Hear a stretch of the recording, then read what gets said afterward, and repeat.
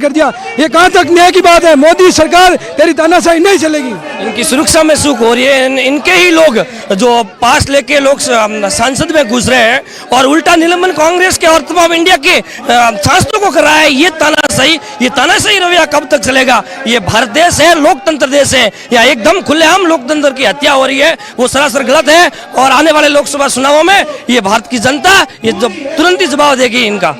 आप राजस्थान से यहाँ क्यों आए हैं? राजस्थान में भी तो प्रोटेस्ट है, वहाँ इसमें शामिल है। हम आज केंद्र लेवल का जो आज दिल्ली में महापड़ाव रखा गया है इंडिया गठबंधन को लेकर, यहाँ हम शरीक हुए हैं। पूरी जनता, देश की जनता सड़कों पे उतर आई है। लोकतंत्र की सरेआम हत्या हो रही है, इनके विरोध में हम दिल्ली पहुंचे हैं। आज आप क्या कहना चाहेंगे? यहाँ जो इकट्ठा, आप कहाँ से आए हैं? हम राजस्थान से आए हैं। जो संसद के अंदर जो जिस प्रकार से असामाजिक तत्व घुस आए थे, वो भारतीय जनता पार्टी द्वारा उनको पास दिया गया और हमारे विपक्ष के सांसदों ने उसका मुद्दा उठाया कि असुरक्षा है संसद में, उनके खिलाफ मुद्दा उठाया था। इन लोगों ने हमारे सांसदों को निलंबित कर दिया। ये एक तरह का तानाशाही रवैया अपनाकर ये हमारे लोग विपक्ष की आवाज़ को दबाना चाहते हैं। लेकिन इंडिया जाग चुका है और ये पूरे इंडिया में इंडिया गठबंधन की सरकार बनेगी और मोदी सरकार को बहुत बड़ा एक जो धक्का लगेगा। और भी हमारे साथ आयसा के मेंबर्स भी हमारे साथ मौजूद हैं यहाँ पर। आप इस प्रोटेस्ट में शामिल हुए हैं, क्या आप कहना चाहेंगी, क्या वजह है? और आप एंड मोदीज डिक्टेटरशिप ये है, और इसके अलावा opposition free parliament, dissent free streets, BJP's India, क्या कहना चाहेंगे आप? हम लोग आज यहाँ इसीलिए इकट्ठा ही हुए हैं कि आप लोग जानते हैं कि जिस तरीके से भी पार्लियामेंट से अपोजिशंस को सस्पेंड करा है, इतने मोर देन 141 लीडर्स को सस्पेंड कर दिया है, और उनके एब्सेंस में जिस तरीके के लॉज पास करे, जिस तरीके बिल्स पास कर रहे हैं, एक तो इन लोगों ने क्रिमिनल कोड पूरा भारत का बदल दिया है, और फिर वो टेक्नोलॉजिकल जो टेलीग्राफ एक्ट बदल के जो नया बिल पास करा है इन लोगों ने। तो ये बिल्स जो है ये एक तरीके से स्टेट का कंट्रोल बढ़ाता है, और अपोजिशन के एब्सेंस में ये बिल पास करना इज फेलियर टू डेमोक्रेसी, क्योंकि एक डेमोक्रेसी का फंक्शनिंग तब तक नहीं होता जब तक आपके पास अपोजिशन लीडर्स नहीं है उस डेमोक्रेसी में। जब तक अपोजिशन फ्रीली डाइसेंट नहीं प्रैक्टिस कर सकता है, तो अपोजिशन फ्रीली सवाल नहीं पूछ सकता है। पार्लियामेंट में आप क्या करते हैं? डिबेट डिस्कशन करते हैं। अगर वही सवाल वही डिबेट करने के ऊपर किसी को सस्पेंड कर दिया जाता है, तो आप समझ सकते हैं किस तरीके से हमारा आज का इंडिया का डेमोक्रेसी खत्म हो रहा है। और इसीलिए हम लोग यहाँ आज स्टूडेंट विंग आयसा से भी यहाँ पर हम लोग अभी शामिल हैं। तो आप कुछ कहना चाहेंगे? आप यहाँ पर आए हैं, किस मैसेज के साथ यहाँ पर आए हैं? आपको लग रहा है कि 146 जो सांसद हैं उनको सस्पेंड किया गया, उनको एक तरह से बाहर का रास्ता दिखा दिया गया, वो सांसद जिनको जनता ने चुनकर भेजा था। तो आज यहाँ पर इकट्ठा होना, यहाँ से मैसेजिंग करना कितना ज़रूरी है? आप यंग हैं, और मोदी जी सबसे ज़्यादा बात जो करते हैं वो फर्स्ट टाइम वोटर्स और युवाओं की करते हैं। वो कहते हैं जाति कुछ नहीं होती, जाति सिर्फ 4 होती है, महिला, युवा, इन सब की बात करते हैं। क्या कहेंगे आप? इसमें यही कहेंगे, जिस तरीके से वो सस्पेंड किया गया सिर्फ इस वजह से क्योंकि उन्होंने क्वेश्चन किया था कि इतना बड़ा ब्रीच ऑफ सिक्योरिटी कैसे हो गया। तो इसमें जो भी एक वैलिड क्वेश्चन था उसको उठाने पे आप सस्पेंशन पा जाते हैं। वो भी ऐसा वैसा नहीं, लगभग 150 सांसदों का सस्पेंशन होता है। तो सवाल ये विपक्ष के ऊपर भी है, और हम लोग को भी सोचने वाली बात है कि चुनाव से बढ़कर हम लोग को देखना पड़ेगा। बिना बढ़कर हम लोग आंदोलन के नज़रिए से नहीं देखेंगे, हम लोग भाजपा आरएसएस की ताकत को नहीं हरा पाएंगे। और जो लोकतंत्र पे हमला है लगातार बढ़ता रहेगा। जिस तरीके का इन लोगों को कॉन्फिडेंस मिल चुका है, मीडिया जिस तरीके से इन लोगों ने कैप्चर कर ली है, हम लोगों को ज़रूरत है आंदोलन बनाए, यही किया जा सकता है।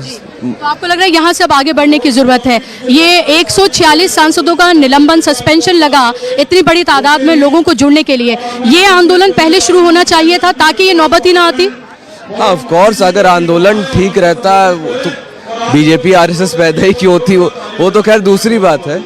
वरना अगर हम लोग 2019 से 2024 तक के बीच में भी देखें तो एक पीपल्स मूवमेंट की जो ज़रूरत थी, वो मेन स्ट्रीम पार्टियाँ इसमें विफल रही हैं इसको बिल्ड करने में, और कांग्रेस हो चाहे अलग अलग पार्टी हैं उसमें विफल रही है। अब शायद इन लोगों को समझ में आ रहा है तो समझ आया, बहुत अच्छी बात है।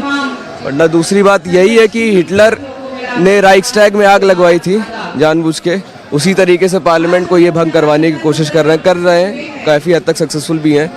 हम ही लोग के ऊपर है, जितना हम लोग एफर्ट करते हैं, देखते हैं कितना कर पाते हैं। और ये आप ये देखें कि एक और CPI-ML के कार्यकर्ता है, उनका हाथ में आप देख सकते हैं प्लेकार्ड। सवाल पूछने पर निलंबन नहीं चलेगा, संसदीय लोकतंत्र का अपमान करना बंद करो। तो ये अलग अलग तरीके से यहाँ पर प्लेकार्ड्स लेकर जो कार्यकर्ता हैं अलग अलग दलों के, वो यहाँ पर मौजूद हैं। आप कहाँ से आए हैं? मैं तो दिल्ली से ही हूँ मैडम। जी, आप किस पार्टी से हैं? मैडम मैं कांग्रेस पार्टी से बिलोंग करता हूँ, कांग्रेस सेवा दल का उपाध्यक्ष हूँ, जिला बहावलपुर का। जी, क्यों इकट्ठा हुए हैं यहाँ पर, क्या मैसेज देना चाहते हैं? बस ऐसे फालतू में आ गए एकदम घूमने के लिए यहाँ पर। ये बात सोचिए कि अब मोदी जी के किसी भी बात के हम खिलाफ बोलते हैं तो मोदी जी कोई बात का जवाब संसद में नहीं देते हैं, किसी भी तरीके का, चाहे मणिपुर हो, चाहे वो कुलभूषण का हो, चाहे किसी का भी हो। और मोदी जी अपने प्रेस कॉन्फ्रेंस में अलग जा करके, जहाँ पे सवाल पहले लिखे हुए होते हैं, जहाँ पहले से टच होते हैं सब कुछ, वहाँ जा करके बैठ के बात करते हैं, चाहे वो आस्था वाले चैनल लो। मोदी जी एक प्रेस कॉन्फ्रेंस बाहर करके अपने बतला दे हमारे को, या मोदी जी हर बात का जवाब सही देते हैं। और किसी ने मिमिक्री करी कि राहुल जी ने उसकी वीडियो बना ली, लेकिन मोदी ने क्या क्या करा वो किसी को दिखाई नहीं दिया। मुझे आंख मारने की बुलाई, दूसरी ने बुलाई है ममता दीदी, ओ दीदी। मोदी जी कौन है? सबसे बड़े भांड है तो मोदी जी हैं, मिमिक्री करने वाले बल्कि भांड हैं। हम लोग सबके सब मोदी जी के खिलाफ आए और मुझे पूरा देश खिलाफ है। मोदी सोच रहे हैं कि आंखें बंद करने से चूहा भाग जाता है, या आंखें बंद करने से बिल्ली आंखें बंद कर लेगी तो कुत्ता भाग जाता है। ऐसा कुछ नहीं है, सच्चाई को आज एक्सेप्ट करना ही पड़ेगा। हम लोग मोदी जी की गलत नीति के खिलाफ यहाँ पर आए हैं। आप क्या कहना चाहेंगे, इससे कितना बदलाव होगा? जो प्रोटेस्ट हो रहा है वो क्या बदलेगा? बताओ जी। ये प्रोटेस्ट जो हो रहा है उससे क्या बदलेगा? देखिए, लोकतंत्र में प्रोटेस्ट करने का अधिकार सभी पार्टी, सभी राजनीतिक दलों का होता है और समय समय पर प्रोटेस्ट होते रहते हैं। लेकिन आज का जो प्रोटेस्ट है, इसकी मूल भावना समझिए आप, कि जब आप अपने मन की बात कहते रहते हैं लेकिन दूसरे की मन की बात नहीं सुनते, लगातार आप ये कहते हैं कि हम जो कहना चाहते हैं आप सुनिए, लेकिन आप विरोध को बर्दाश्त नहीं करते हैं, तो क्या होता है? लोकतंत्र कमज़ोर होता है। तो आज कहीं ना कहीं लोकतांत्रिक मूल्य जो हैं वो कमज़ोर हो रहे हैं। जब सत्ता पक्ष जो है अपनी मन की बात सुनाना चाहता है और केवल आदेश देना चाहता है, लेकिन विपक्ष जब विरोध करने आता है तो उसको विरोध का अधिकार भी समाप्त हो जाता है। तो फिर क्या होगा? उसी के लिए विरोध हो रहा है। लोकतांत्रिक जो आवाज़ होती है उसको मजबूत हम बनाएंगे, विरोध के रास्ते बनाएं। तो विरोध कर रही है पार्टी सभी मिलकर, जो इंडिया गठबंधन है मिलकर विरोध कर रहा है, अपनी आवाज़ उठा रहा है। ये लोकतंत्र को मजबूत करने के लिए है। ये आप कहाँ से हैं? मैं कश्मीर से हूँ, मेरा नाम सईद बशारत हुसैन है। I am a writer. I do write on socio-economic prospectus of my valley, Jammu and Kashmir, and आप इस हिंदी में बात करेंगे, आप इस प्रोटेस्ट में क्यों शामिल हुए? मैं इसलिए शामिल हुआ कि कहीं ना कहीं सोशो-इकोनॉमिक प्रोस्पेक्टस की पूरी इंडिया में ज़रूरत है। हमें स्टार्टअप्स की ओर और एंटरप्रेन्योरशिप्स की ओर बढ़ना चाहिए, rather to be on political gimmicks and all. It is better कि हम सोशो-इकोनॉमिक मूवमेंट, हम इस देश को भूखमारी से, अनएम्प्लॉयमेंट से बाहर निकालें।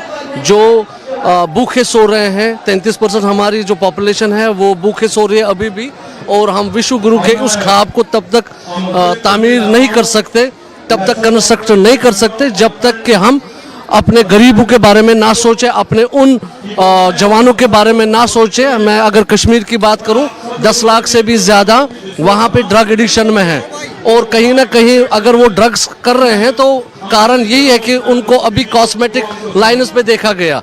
मेरा ज़्यादा उतना मोदी जी के खिलाफ कहने को कुछ है ही नहीं, बट हाँ एक चीज़ है, 370 को जो उन्होंने हटाया, it was unrealistic way and it should have been people should have taken on board. उनकी राय लेके फिर अगर करते तो ठीक था, वट एवर जो ये है। Otherwise I should acknowledge Modi ji का एक, मैं एक्नॉलेज करूंगा जितने भी इल्यूजनरी वहाँ पे शॉप्स थे वो ख़त्म हो चुके हैं, चाहे वो प्रो पाकिस्तानी वहाँ पे दरवाजे खुले, मतलब दुकानें चल रही थी, वो खत्म। जी बिल्कुल, शुक्रिया। मैं आपसे बात करूंगी, यहाँ कुछ महिलाएं हैं क्योंकि ये आगे बढ़ जाएंगी, इनसे मैं कुछ बात करना चाहेंगी। आप कुछ कहना चाहेंगी? जी, कांग्रेस दल के लीडर प्रेरणा सिंह।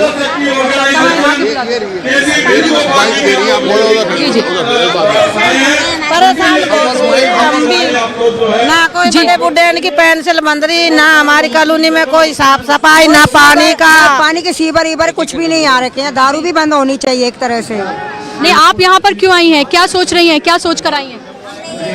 हम कराने के लिए। महंगाई बहुत है। बहुत है। महंगाई से त्रस्त हैं आप? हाँ, कभी कभी तो खाना नहीं मिलता है, कभी सब्जी नहीं रहती, कभी तेल नहीं रहता। हमारा बच्चा जो कमा नहीं सकते, बिगड़ फटे हैं, दिमाग से पागल हो रहा है। अब क्या कर सकेंगे, भूखे ही मरेंगे ना हम तो। ये परेशानी है हमको। ना हमारी कोई पेंसिल बंद रही, ना हमारे कोई सीवर लग रही। 5-5 रुपए बाथरूम में लेते हैं शौचालय में। लेकिन मोदी जी तो कह रहे हैं बहुत ख्याल रख रहे हैं गरीबों का। नहीं, कुछ नहीं रख रही है मोदी जी ख्याल, सारे तंग हो रही है हमें। जमुना जी में पटक रखे हमको, क्या है वहाँ ना जब पानी, ना कोई मतलब कोई चीज की सुविधा नहीं है ना, कुछ भी नहीं तो होना चाहिए ना। नहीं, वो तो कह रहे हैं कि आपको राशन दे रहे हैं वो फ्री सबको। तो राशन क्या है, 5-5 किलो राशन देता क्या होता है एक जना का? खाने वाला 8 परिवार खाने वाला 15 किलो अनाज से क्या होता है? 15 किलो गेहूं मिलता है, उनसे क्या होता है?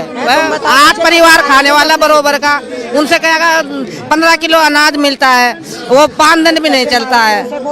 5 किलो आटा एक टाइम का होता है। तो बदलाव कैसे होगा?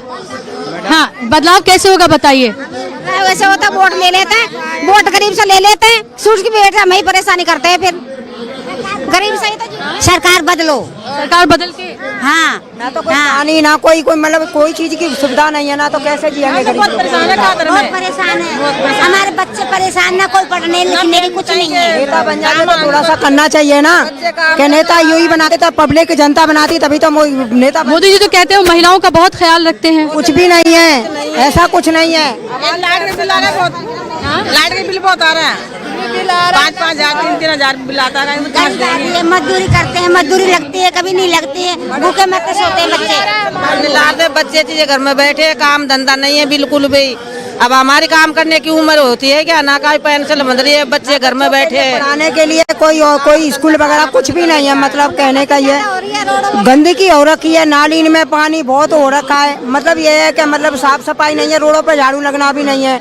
तो बिल्कुल यहाँ पर जो महिलाएं हैं वो भी त्रस्त हैं और उनका कहना है कि जो राशन दिया जाता है उससे भी क्या कोई काम बनता है, इतना बड़ा परिवार है। और जाहिर सी बात है आए तो ये कांग्रेस के बैनर तले ही हैं, लेकिन इनकी समस्याएं जो हैं वो बिल्कुल उन सबकी तरह ही हैं। जो तमाम जो आम जन है वही समस्याएं उनकी हैं। ये महिलाएं हैं और ये महंगाई से त्रस्त हैं। उनका वो यहाँ हमारे चैनल के जरिए लोग पहुंचा रहे हैं, वहाँ जो आए समर्थक हैं वो पहुंचा रहे हैं। और आप देख रहे हैं स्टेज पर इस वक्त तमाम नेताओं के आने का सिलसिला जारी है और राहुल गांधी का ज़बरदस्त इंतज़ार था। राहुल गांधी पहुंच चुके हैं स्टेज पर। ज़रा फुल स्क्रीन ले आइए इस पूरी तस्वीर को। राहुल गांधी यहाँ स्टेज पर पहुंच गए हैं और उनसे पहले मल्लिकार्जुन खड़गे पहुंचे, अधीर रंजन चौधरी पहुंचे। ये तमाम नेता यहाँ स्टेज पर पहुंचे हुए हैं। इस प्रोटेस्ट में एक बहुत ही महत्वपूर्ण बात, सीधे बुशरा जी के पास आना चाहता हूं और क्या कुछ वहां तस्वीरें वहां से आ रही हैं बुशरा जी? चुके हैं जी।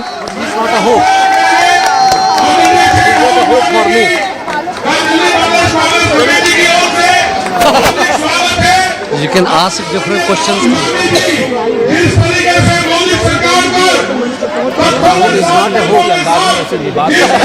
टी शर्ट और ट्राउजर में और बगल में सीताराम येचुरी हैं और सीताराम येचुरी के बगल में अधीर रंजन चौधरी बैठे हुए हैं। इधर आप देख रहे हैं मल्लिकार्जुन खड़गे हैं, उनके बगल में आप देखिए शरद पवार बैठे हुए हैं। तमाम नेता, तमाम अलग अलग दलों के नेता भी यहाँ, और लोगों को इंतज़ार था राहुल गांधी का। राहुल गांधी यहाँ पहुँच चुके हैं। डी राजा भी दिखाई दे रहे हैं। तमाम अलग अलग दलों के नेता यहाँ, और एक जन समर्थन हासिल करने की कोशिश जरूर करेगा यहाँ विपक्षी गठबंधन। और साथ साथ मल्लिकार्जुन खड़गे से बात करते हुए केसी वेणुगोपाल, और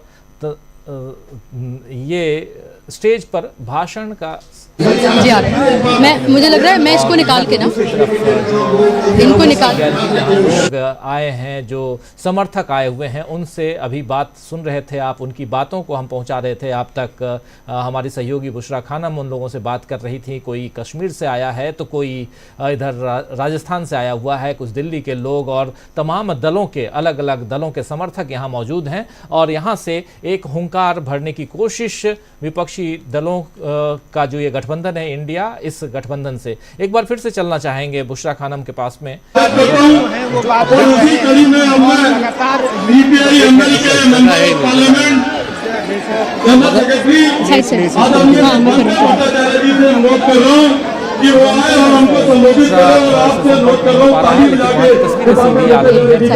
ज्यादा है और तमाम वो भी आरएलडी के लोग, CPI-ML के लोग, CPI हैं, उसके अलावा दूसरे JDU के लोग हैं, तमाम दलों के लोग यहाँ इकट्ठा हैं, समर्थक इकट्ठा हैं। कांग्रेस के समर्थकों की संख्या बहुत ज़्यादा है। अमलेंदु जी, क्या कुछ कहेंगे इन तस्वीरों को देख के? देखिए राजीव जी, इन तस्वीरों को देख के एक तो ये साफ समझा जा सकता है कि इंडिया गठबंधन की जो बॉन्डिंग है आपस की, वो इसके जरिए अब साफ जो है वो जाहिर हो रही है। दूसरा, राहुल गांधी का जिस गर्मजोशी के साथ सबने मिल करके और खड़े होकर के तमाम बड़े नेताओं ने जिस तरीके से स्वागत किया, वो ये बता रहा है कि राहुल गांधी का क्रेज़ जो है वो लगातार बढ़ रहा है इंडिया गठबंधन के लोगों के बीच में भी। यानी सीताराम येचुरी जैसे नेता जो है वो अगर उठ करके खड़े होकर के राहुल गांधी का इस्तकबाल करते हैं तो ये एक बड़ी बात है। मुझे लगता है कि वो उनकी मकबूलियत जो बढ़ रही है। दूसरा, ये संदेश जो है वो इंडिया गठबंधन एकजुट है और मोदी सरकार के खिलाफ जो है वो इंडिया गठबंधन अब सड़क पर उतर आया है। आज से इसका आगाज़ हो गया है। राहुल गांधी भी इस पे सड़क पर उतर आए हैं, खड़गे भी उतर आए हैं। ये भी एक संदेश जो है मुझे लगता है कि यहाँ से जा रहा है पूरे देश भर में। और सबसे बड़ी बात यह है कि आज का जो प्रदर्शन है, ये जो प्रदर्शन है इसकी बात यही है कि मोदी सरकार जिस तरीके से एक तरीके से कहा जाए कि वो जो तानाशाही रास्ते की तरफ बढ़ती हुई प्रतीत होती है, उसके खिलाफ जो है ये इंडिया ब्लॉक वो एकजुट हो गया है और उस रास्ते पे सरकार को जाने से रोकना चाहता है इंडिया ब्लॉक जो है वो। और डेमोक्रेसी में खासतौर से विपक्ष की ये जिम्मेदारी भी है कि अगर सरकार निरंकुश होना चाहती है तो उसको जो है वो रोक लगाए, विपक्ष उसके लिए काम करे, संसद के अंदर भी और संसद के बाहर भी। चूँकि संसद के अंदर निरंकुशता बढ़ गई है और जिन लोगों के ऊपर जिम्मेदारी थी कि वो निष्पक्ष होकर के काम करेंगे, सदन दोनों सदनों के सभापति, वो एक तरीके से बिल्कुल सरकार के टूल बन गए हैं। तो ऐसे में अब विपक्षी दलों के पास भी एक ही चारा बचा है कि वो सड़क पर उतरे और विपक्षी दल जो है वो खासतौर से इंडिया ब्लॉक वो सड़क पर उतर आया है सरकार की इन तमाम नीतियों के खिलाफ। तो ये एक बड़ा संदेश मुझको लगता है कि यहाँ से जा रहा है और आज पूरे देश भर में ये संदेश जो है जनता मनता से जा रहा है कि किस तरीके से इंडिया गठबंधन जो है वो एकजुट होकर के इस सरकार के खिलाफ मैदान में उतर पड़ा है। राजीव जी जी बिल्कुल बिल्कुल, क्या कुछ कहेंगे इस पे? प्रशांत टंडन जी, आप भी देख रहे हैं, लगातार यहाँ की का कवरेज हम कर रहे हैं और अब अलग अलग दलों के नेता, उन लोगों का भाषण, उनका संबोधन शुरू हो चुका है और ऐसे में राहुल गांधी पहुंचे, गर्मजोशी से उनका स्वागत किया गया और मल्लिकार्जुन खड़गे पहले से मौजूद हैं स्टेज पे, शरद पवार मौजूद हैं, सीताराम येचुरी, ये तमाम नेता आपस में बात करते हुए और एक ताकत दिखाने की जो कोशिश है वो दिखाई देती है यहाँ से। जी राजीव जी, सबसे पहली बात तो कि ये इंडिया गठबंधन के लोग या 140 के ऊपर सांसद यहाँ क्यों जमा है। मेंबर ऑफ पार्लियामेंट को पीठासीन अधिकारी नहीं चुनता है। भारत का उपराष्ट्रपति या लोकसभा का स्पीकर या राज्यसभा का चेयरमैन नहीं चुनता है। जनता चुनकर भेजती है अपनी बात संसद में कहने के लिए और वो जनता के नुमाइंदे हैं। जनता की तरफ से उनको हक है कि कोई अगर वो बिल पेश हो रहा है उसमें अपनी बात रखे। तो ये कोई बहाने निकाल कर आप पूरे विपक्ष को बाहर कर दे, ये जनता की आवेदना है, ये जनता का कंटेम्प्ट है। ये पीठासीन अधिकारी नहीं चुनते संसद को, ये एक व्यवस्था है कि व्यवस्था जैसे क्लास का मॉनिटर होता है, वो टीचर जब तक नहीं आवे जब तक क्लास को शांत रखता है, वो क्लास के मॉनिटर की भूमिका में है।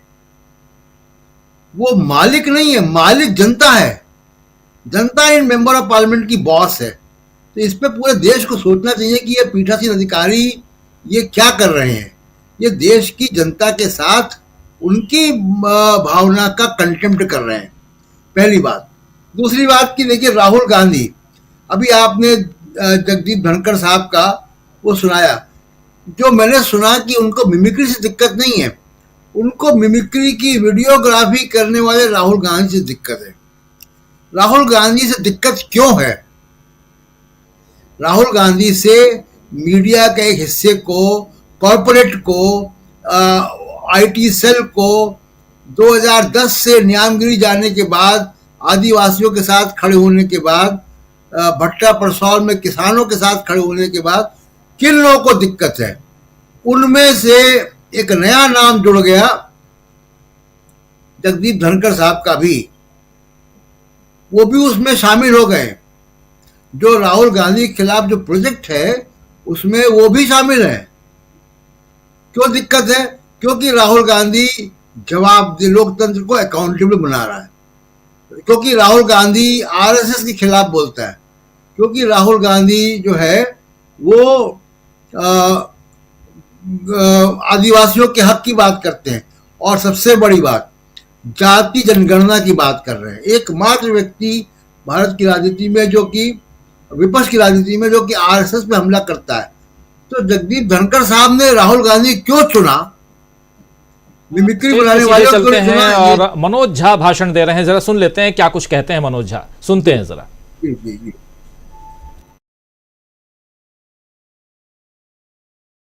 बात कहूंगा, चूंकि नाम किसी का नहीं ले रहा हूं, ये सिर्फ व्यक्ति नहीं है, कई वर्ष इस गणतंत्र के आपके समक्ष, इस गणतंत्र के अच्छे क्षण के ये गवाह हैं, और इस गणतंत्र में जो विसंगतियां आई हैं उसके भी गवाह हैं। तो ये मैं आरंभिक टिप्पणी मैं शुक्रिया अदा करना चाहता हूं इंडियन नेशनल कांग्रेस का कि बहुत शॉर्ट नोटिस पे उनकी दिल्ली कमेटी ने, दिल्ली यूनिट ने ये मीटिंग बुलाई। मैं शुक्रिया अदा करना चाहता हूं आप सबों का और मीडिया के साथियों का। साथियों, लोकतंत्र नहीं बचेगा तो आपका माइक, आपका चैनल, आपका संवाद भी नहीं बचेगा। इसलिए इस खतरे को आप भी समझिए। जो व्यक्ति और जो निजाम अभी सत्ता में है उसे विपक्ष मुक्त संसद चाहिए, प्रतिरोध मुक्त सड़क चाहिए, खिलाड़ी मुक्त खेल चाहिए, और उसे सवाल मुक्त प्रेस चाहिए, सवाल मुक्त मीडिया चाहिए। तो ये लड़ाई सिर्फ हम निलंबित सांसदों की नहीं है।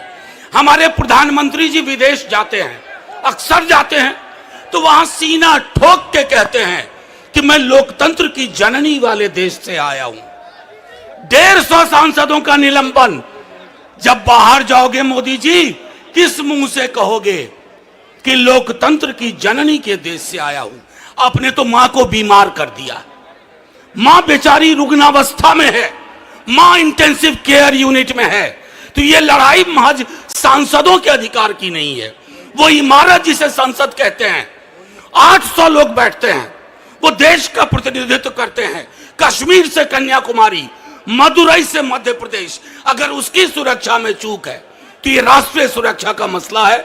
मैं सिर्फ इतना कहूंगा कि कश्मीर का मसला हो, हमने तब भी कहा था, मैं श्रद्धांजलि देता हूं राजौरी में शहीद लोगों की, लेकिन तब भी कहा था कि आप कश्मीर की नॉर्मलिटी दिल्ली के दरबार से बोलते हैं। कश्मीर नॉर्मल फील नहीं कर रहा है। आप पूरे देश को कश्मीर में तब्दील करना चाहते हैं, तमाम चीजों पे पाबंदियां लगाना चाहती हैं। सड़कें जाग उठेंगी, सड़कों पे निलंबन का आपके पास कोई रास्ता नहीं है। कोई प्रिजाइडिंग ऑफिसर नहीं है जो मुझे कह दे कि सड़क पे तूफान ना मचाओ। मैं लालू जी की ओर से, तेजस्वी जी की ओर से एकजुटता का आह्वान करता हूं। जय हिंद।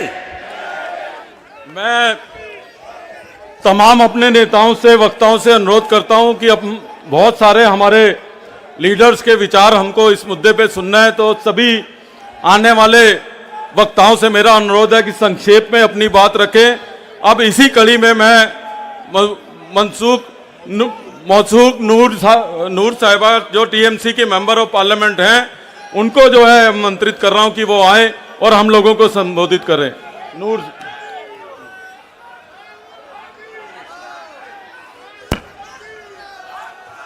पहले सबको मेरे आदाब नमस्कार। इंडिया अलायंस के लीडरशिप यहाँ सब मौजूद है।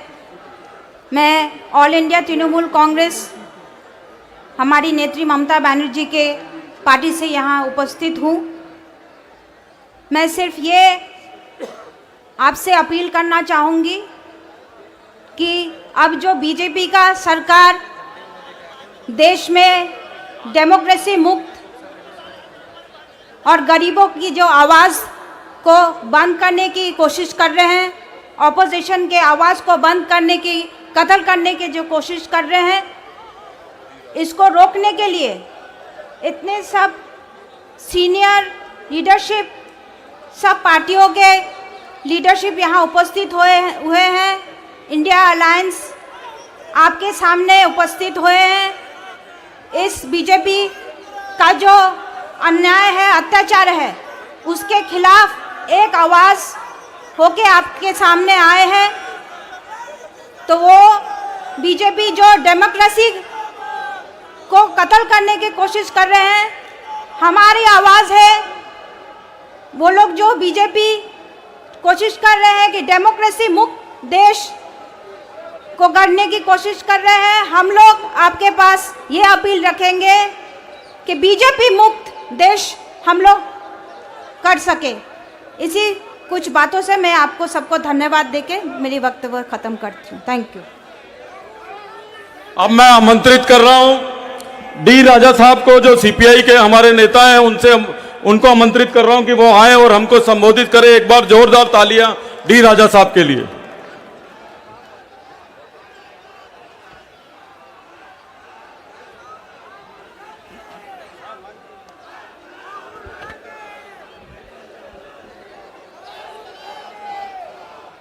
Respected leaders on the dais, comrades, friends, we have gathered here to tell the government, this government cannot murder the democracy as it is doing now. This government is not going to rule the country anymore. Friends, comrades, Parliament is supreme in our democracy. The prime architect of our constitution, Dr. Ambedkar, made it clear, Parliament is supreme. Parliament represents the sovereign will of the people. In fact, he went to the extent of saying Parliament belongs to opposition. If you eliminate opposition by hook or crook, then you are undermining Parliament, you are making Parliament redundant. If Parliament becomes redundant, democracy dies, democracy is killed. This is what Mr. Modi and his government are doing. This is what we call it fascism, fascist dictatorship. Can we allow such a fascist dictatorship to take over the country? I am asking you. If that is no, we will have to save the country. We will have to save the constitution. We will have to save democracy. If this has to happen in the forthcoming parliament elections, the India Alliance must move together and fight together, put up a collective fight against BJP, RSS combined. And they must be defeated and country must be saved. Constitution must be saved. Democracy must be saved. Our constitution makes it clear we should strive for justice, social, political, economic to all our citizens. When are we going to do? When are we going to ensure all means of livelihood for our poor people, for our toiling people? We will have to think over. The constitution is under attack, and this is what we are saying. A fascist onslaught is emerging every passing day. This fascist onslaught must be stopped. Let us go to the people, mobilize the people, and warn Mr. Modi. In a democracy, you cannot take people for granted. People are the makers of history. People are the masters in our democracy. And people's representatives must be respected in parliament. This is not just suspension of MPs. This is suspension of our parliament, very institution itself. It has to be stopped in the forthcoming elections. BJP has to be defeated. Country must be saved. Democracy must be saved. Let us fight together, move together. Thank you very much. हमारे बीच में RLD party के भी नुमाइंदे त्रिलोक त्यागी जी जो secretary general हैं वो भी हमारे बीच में, उनका स्वागत करते हैं। अब मैं आमंत्रित कर रहा हूं शाहिद सिद्दीकी जो नेशनल वाइस प्रेसिडेंट है आरएलडी के, कि वो आए और हमको संबोधित करें। शाहिद सिद्दीकी जी।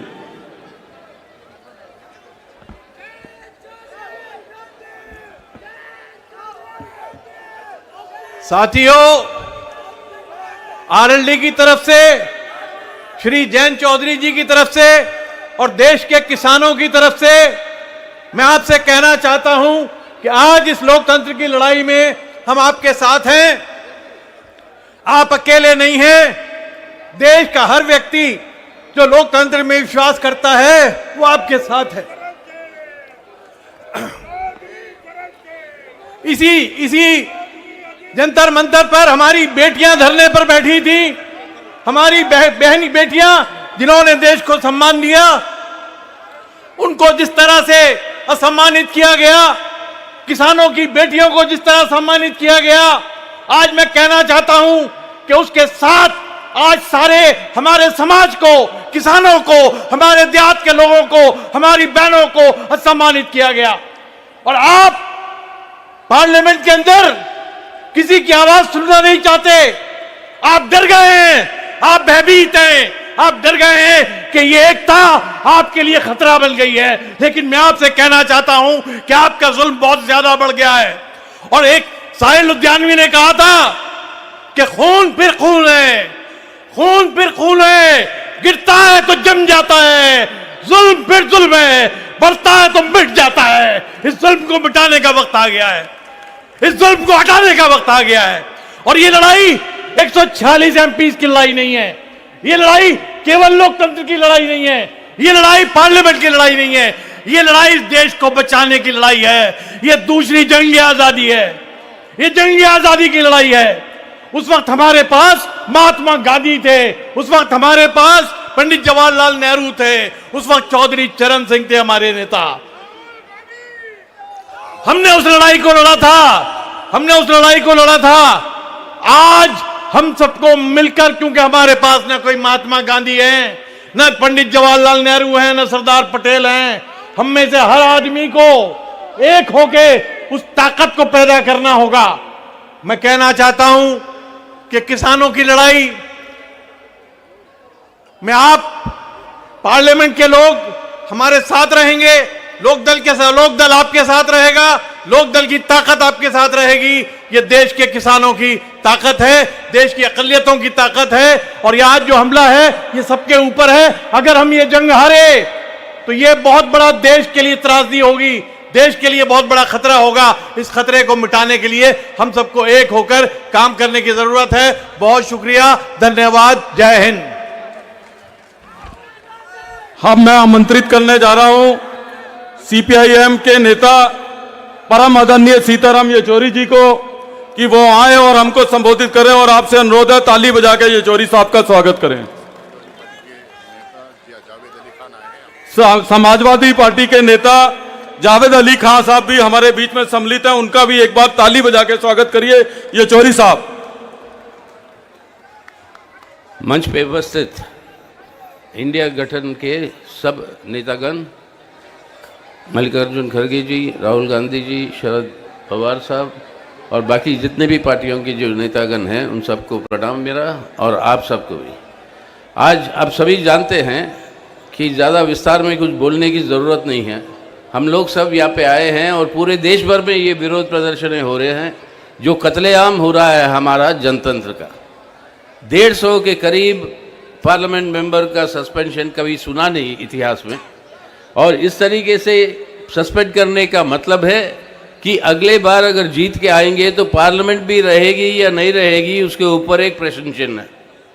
तो आज जनतंत्र को बचाना है, हमारे संविधान को बचाना है, तो ये अनिवार्य है कि आज जो सरकार में है, आज ये भाजपा की जो सरकार है, इस भाजपा को सत्ता से और सरकार से दूर रखना अनिवार्य है।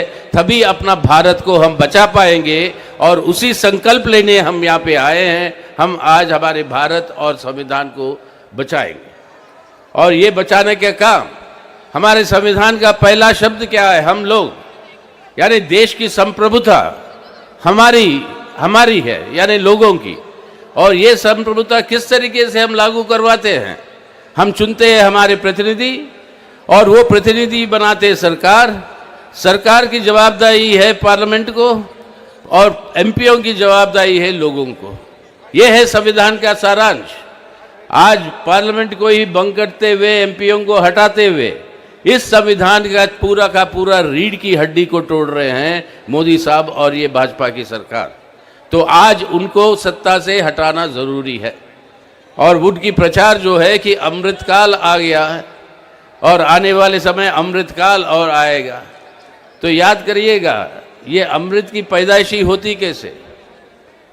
विष्णु पुराना कहता है कि समुद्र मंथन जब चल रही थी तब अमृत का कलश जो है उभर कर आया। सब लोग बैठे हुए थे कि उसको हासिल करने के लिए, और पहला ये अमृत का कलश चले जाता है गलत लोगों के हाथ में। अब गलत लोगों के हाथ से अच्छे लोगों के हाथ में कैसे ले आना, वो एक और कांड है विष्णु पुराना का। वो समय जब आएगा तब बताएंगे। लेकिन आज हम उस मुकाम पर खड़े हैं। अमृत आज गलत हाथों में है। इस गलत हाथों से अमृत को वापस लाना है देश की जनता की भलाई के लिए, अपने देश को बचाने के लिए।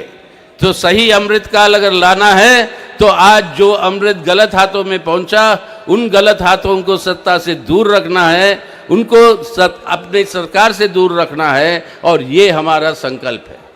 तो आज ये हमारी देशभक्ति का प्रतीक है कि आज हमारे देश की संरक्षण संविधान का और जनतंत्र का अगर ये करना है तो आज हमारी अपील पूरे देश भर में, हम सब पार्टियां यहाँ पे जो 28 पार्टियां हैं, इन सब पार्टियों के घटक पूरे देश भर में इस तरीके के विरोध प्रदर्शन कर रहे हैं और आने वाले चुनावों में मिलकर चुनाव लड़ेंगे और लड़कर आज जो है इस सरकार को सत्ता से हटाकर देश को बचाएंगे, जनतंत्र को बचाएंगे।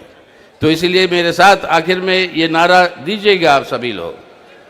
मैं कहूँगा जुड़ेगा भारत, आप कहेंगे जीतेगा इंडिया। जुड़ेगा भारत, जुड़ेगा भारत, जुड़ेगा भारत। जय हिंद।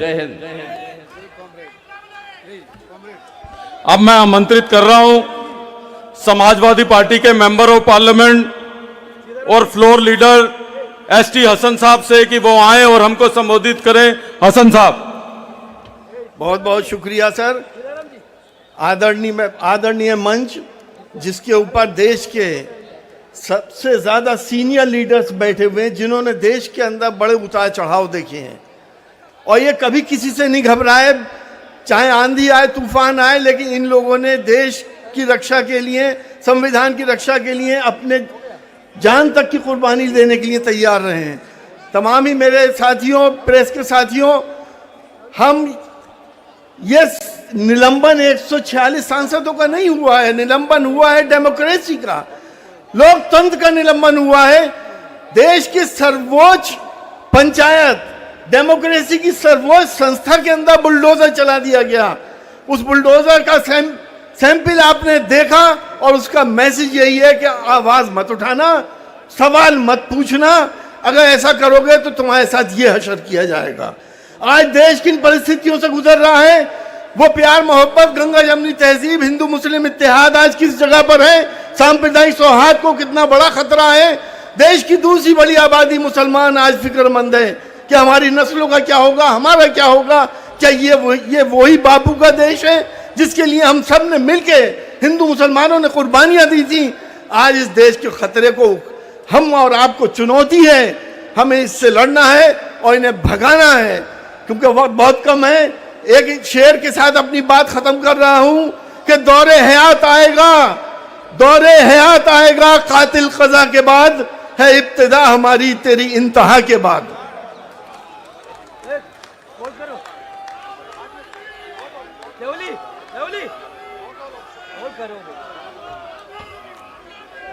अब मैं आमंत्रित करना चाहूंगा डीएमके के फ्लोर लीडर और सांसद तिरुचु शिवाजी को।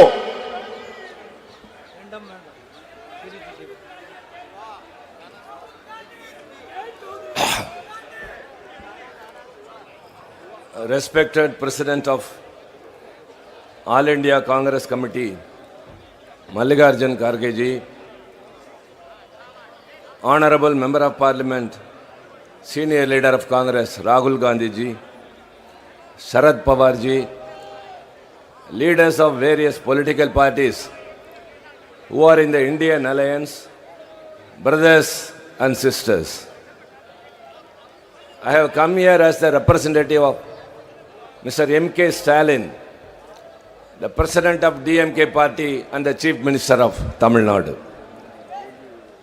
He has been in the India Alliance since beginning, and he has been spearheading for this alliance to be formed to dethrone the BJP government which is in power in the Union, which is totally destabilizing the federalism and the secularism of the country. The BJP government in power is making use of the governors in the opposition ruling parties to obstruct the functioning of the state governments. A government which has been elected with a majority of the people are not able to enact laws and implement schemes for the welfare of the people because the governors stand on the way as an instrument of the union government. Federalism is the base of India and the Indian constitution. That is now crumbling. India is the largest democracy in the world. Now in this country, democracy is in peril. This protest we are holding today and across India is to condemn and to make known the people that never as in the history of Indian Parliament, 146 members of Parliament have been suspended. For what reason?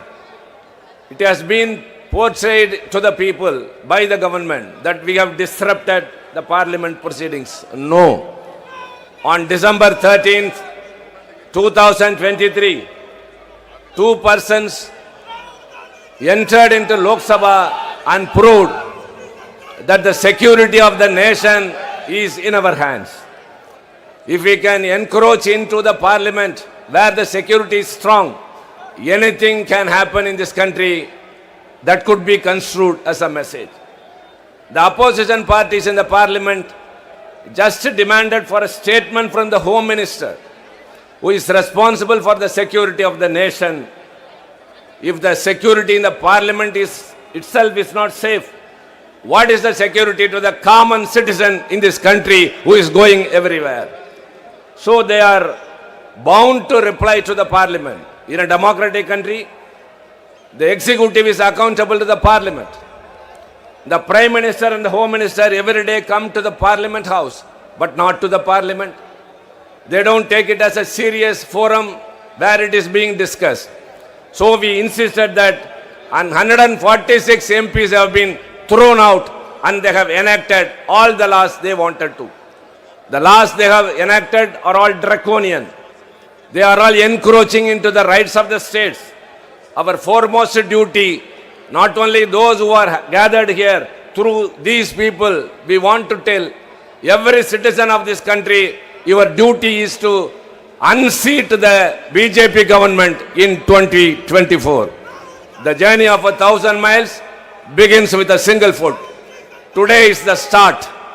Coming August 15th, Independence Day, the Prime Minister of Indian Alliance will hoist the flag in the Red Fort as the Prime Minister, and that will be the day, and for that we have to work from today onwards. Save democracy! Save democracy! Save democracy! That is our main motto and slogan from today onwards. Thank you very much. साथियों, हम सब लोग लोकतंत्र और देश बचाने के लिए यहाँ पे इकट्ठे हुए हैं। आप सब मेरे साथ एक नारा लगाओगे, लोकतंत्र बचाओ, भारत बचाओ। लोकतंत्र बचाओ, लोकतंत्र बचाओ। आदरणीय शरद पवार साहब। घर बैठे हैं राजनीतिक दल के नेता, बहनों भाइयों, 13 दिसंबर को इस देश के संसद ने जो बात कही इससे देश के प्रजातंत्र को बड़ी चोट लगी। देश के पार्लियामेंट में कई लोग आ गए, घुसे, वहाँ आकर स्लोगन दे दी, और जो कुछ हुआ वो खाली देशवासियों को और सदस्य को देश के गृह मंत्री ने आकर बताने की आवश्यकता है। इतनी मांग देश के अपोजिशन पार्टी के लोगों ने की। इसकी कीमत 140 से ज़्यादा सांसदों को सदन के बाहर रखने का काम मोदी सरकार ने किया। वो समझते हैं कि विपक्ष के लोगों के खिलाफ इस तरह से कदम उठाएंगे तो देश की विपक्ष उनका आवाज़ हम बंद कर सकते हैं। मैं इतना ही कहना चाहता हूँ कि देश की संसद हो, प्रजातंत्र हो, इसके बचाने के लिए जो कुछ कीमत देनी पड़ेगी वो कीमत देने के लिए आज मंच पर बैठे हुए सभी राजनीतिक दल पूरे दिल से तैयार है। संकट बड़ा है। आज गांव-गांव में हम जाकर देखते हैं इस देश के गरीब लोगों की भूख की समस्या हल करने वाला किसान आत्महत्या के रास्ते पर जाता है। फैक्ट्री में काम करने वाला नौजवान कारीगर आज अपनी मेहनत की कीमत मिलती नहीं, इसलिए दुखी है। हम देश में गांव में रहने वाला आदिवासी हो या दलित हो, अपनी समस्या के हल होते नहीं, इसलिए वो दुखी है। और ये सब करने वाली, ये सब नौबत वाली एक ही पीढ़ा है। इस पीढ़ा का नाम भारतीय जनता पार्टी है और इसलिए आप लोगों को, हम लोगों को ये जिम्मेदारी लेनी पड़ेगी। अभी चाहे वो मेहनत करेंगे, चाहे इसकी कीमत देंगे, मगर प्रजातंत्र पर हमला करने वाली ये सांप्रदायिक शक्ति हम दूर करेंगे। ये दूर करने के लिए हम एक रहेंगे, इतना विश्वास यह ठिकाने मैं दिलाता हूँ और आपकी इजाज़त लेता हूँ। जय हिंद।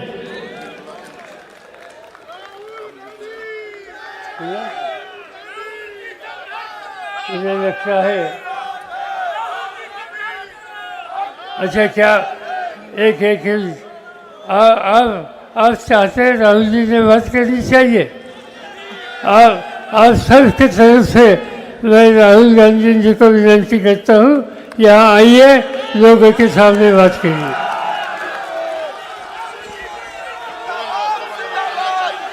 जो सरकार निकम्मी है,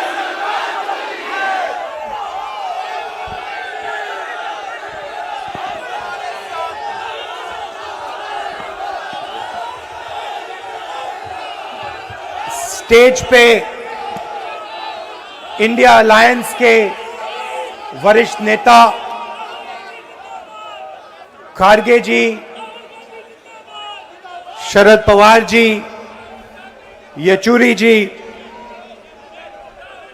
और बाकी अलायंस के नेता, सब पार्टियों के कार्यकर्ता, भाई और बहनों, आप सबका यहां बहुत बहुत स्वागत, दिल से आपका स्वागत करता हूं।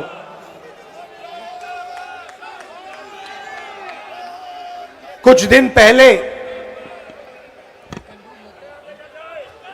पार्लियामेंट हाउस में 2-3 युवा जंप करके अंदर आ गए। जंप करते हुए हम सब ने देखा। अंदर आए, थोड़ा धुआं फैलाया, बीजेपी के सांसद सब भाग लिए। वो अलग बात है।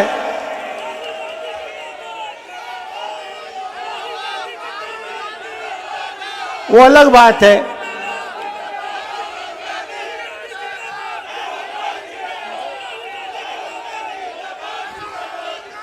जो अपने आप को देशभक्त कहते हैं, हवा निकल गई उनकी। वो टीवी पे आपको नहीं दिखा, वो हमें दिख रहा था पीछे से। खैर, सवाल ये, सबसे पहली बात, अंदर कैसे आए? सिक्योरिटी ब्रीच की बात हुई, सही है। अंदर कैसे आए? पार्लियामेंट के अंदर वो गैस का सिलेंडर ले आए। अगर गैस का सिलेंडर ला सकते थे तो कुछ और भी ला सकते थे।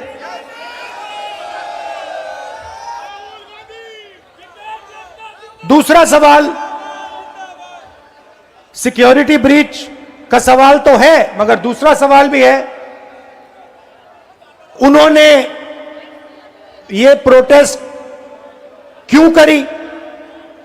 उसका कारण क्या था? बेरोजगारी। देश में भयंकर बेरोजगारी। इस देश का युवा आज रोजगार नहीं पा सकता है। मैंने किसी से कहा, जो सर्वे करते हैं, मैंने किसी से कहा एक काम करो,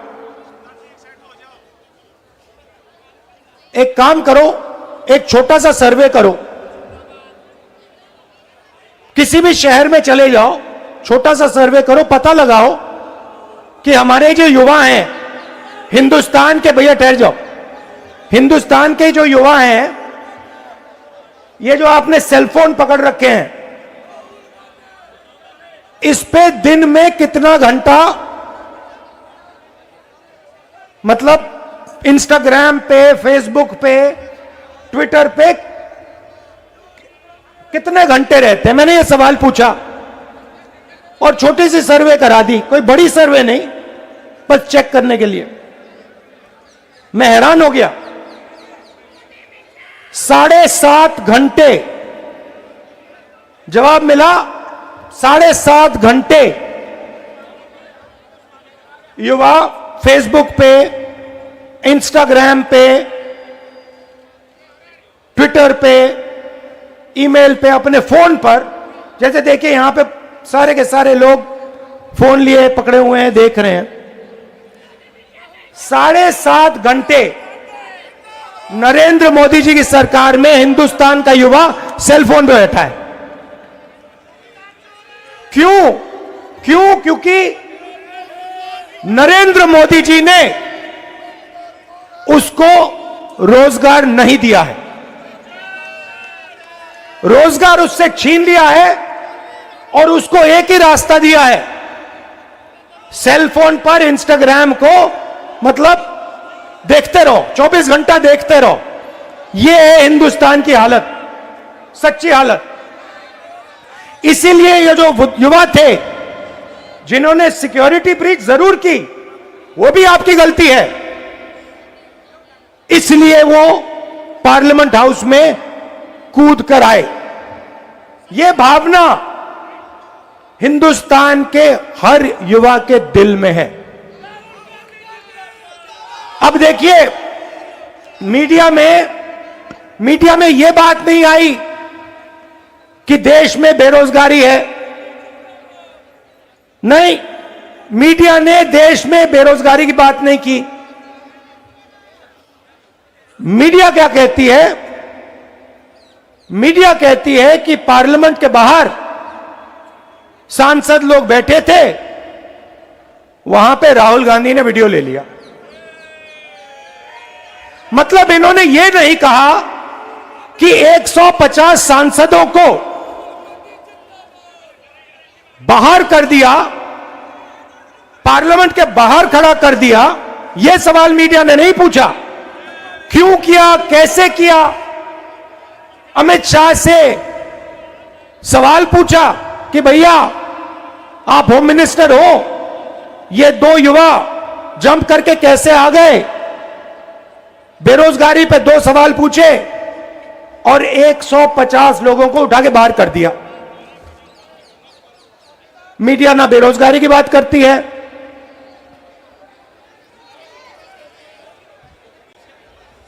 ध्यान इधर उधर कराती है। ये जो 150 लोग हैं, किसी ने अपने भाषण में पहले बोला, ये सिर्फ व्यक्ति नहीं है, ये हिंदुस्तान की जनता की आवाज है।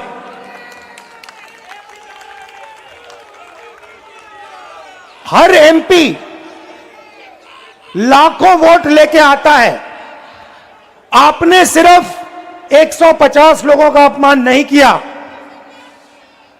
आपने हिंदुस्तान की 60% जनता का मुंह बंद किया है। यह सच्चाई है। और आप सोचते हो कि आप हिंदुस्तान की जनता को डरा दोगे, धमका दोगे। आप अग्निवीर योजना लाए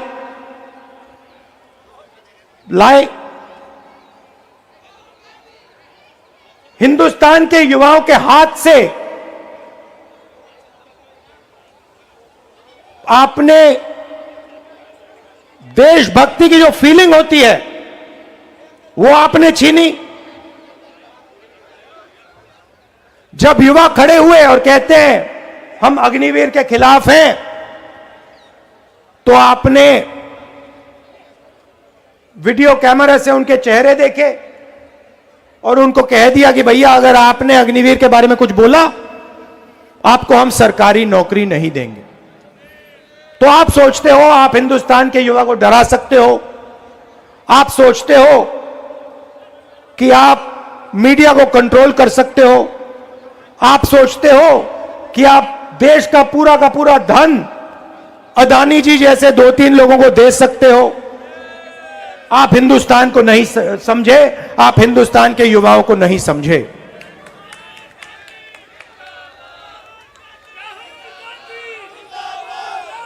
हम सब ऑपोजिशन के नेता, ऑपोजिशन के कार्यकर्ता एक साथ खड़े हैं। और आप बात समझिए, ये लड़ाई नफरत और मोहब्बत के बीच में लड़ाई है। जैसे मैंने कहा, नफरत के बाजार में हम मोहब्बत की दुकान खोल रहे हैं। जितनी आप नफरत फैलाओगे, जितना आप लोगों को धमकाओगे, डराओगे, उतना इंडिया अलायंस मोहब्बत फैलाएगा, भाईचारा फैलाएगा, एकता और इज्जत फैलाएगा।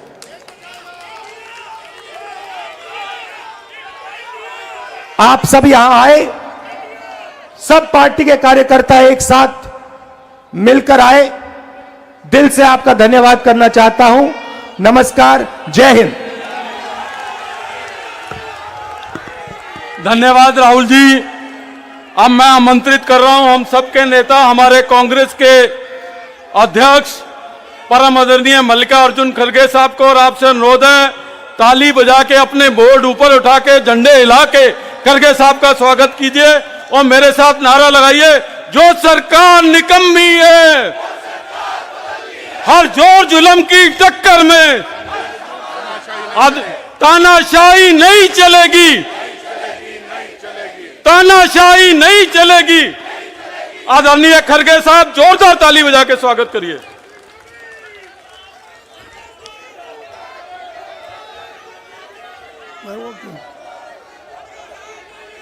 मंच पर थोड़ा पहले शांति से सुनो, फिर उसके बाद जोर से तालियां बजाओ।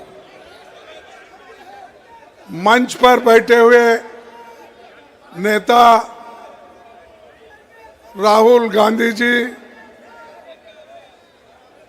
पवार जी, येचुरी जी, डी राजा जी, शिवाजी, डीएमके के नेता आरजेडी के नेता और जेडीयू के नेता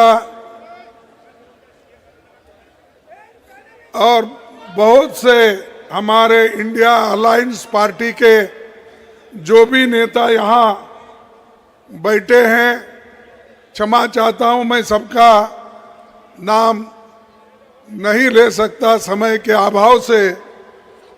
मैं इतना ही कहूँगा कि आज इंडिया अलायंस के सभी नेता यहाँ पर आए, अपनी बात रखे, इसीलिए मैं उनका सबका धन्यवाद करता हूं। ये इंडिया अलायंस क्यों बना?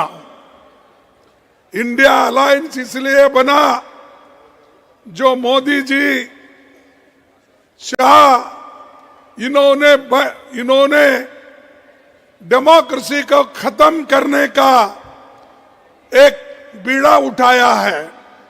देश के संविधान को खत्म करने का इन्होंने बेड़ा उठाया है।